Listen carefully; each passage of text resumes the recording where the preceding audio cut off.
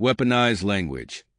The blueprint for territorial erasure in Gaza and the U.S. Imagine, for a moment, that the United States declared its intention to purchase a portion of Israel, not all of it, just a section south of Jerusalem. The plan would be simple. Buy the land, remove the Israelis who remain, and build a massive casino and resort. This newly acquired Israeli land would then become a permanent U.S. possession. The reaction? Immediate and unequivocal outrage.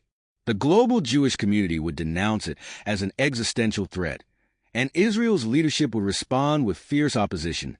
It would be called an act of aggression, a violation of sovereignty, a crime against an entire people. Now imagine that this proposal went further, that it openly suggested the forced removal of Israeli citizens. The backlash would not be just political, it would be biblical. Every Western government, media outlet, and political leader would condemn it in the strongest terms possible. Words like genocide, ethnic cleansing, and war crime would flood the discourse. The military response would be swift, and the notion itself would be immediately buried under a wave of collective moral outrage. And yet, when Trump proposed the purchase of Gaza, an idea that inherently includes the removal of Palestinians, whether acknowledged or not, the reaction was disturbingly muted. Israel did not respond with the same fire and fury. The international community did not universally decry the suggestion. The media did not frame it as a grotesque overreach of power. Why? Because this was not a serious policy move. It was a test. A calculated probe into how easily the American public could be conditioned to accept the erasure of land and people through nothing more than language.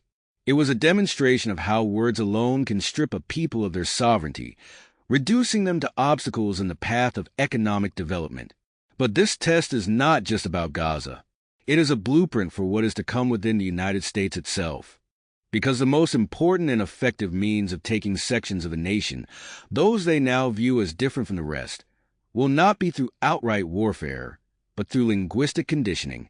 By isolating a sector of the population, framing it as economically stagnant or problematic, and then suggesting that its destruction and redevelopment would bring prosperity, they will weaponize hope itself against those who should resist. All it takes is the right mixture of words. The promise of economic growth, the allure of new entertainment industries, the suggestion that these leveled areas will be reborn into something better. And just like that, an entire region and its people will be spoken out of existence. This is how it happens, not through sudden force, but through gradual acceptance, through laughter, through apathy, as it is happening now with Gaza. As people joke about it on the internet, as they meme their way through the normalization of territorial theft and mass displacement. And when the moment comes to apply the same method at home, the American public, already conditioned to view land, identity, and history as something negotiable, will not fight back. They will applaud. They will call it progress. And when the erasure is complete, they will not even realize what they have lost.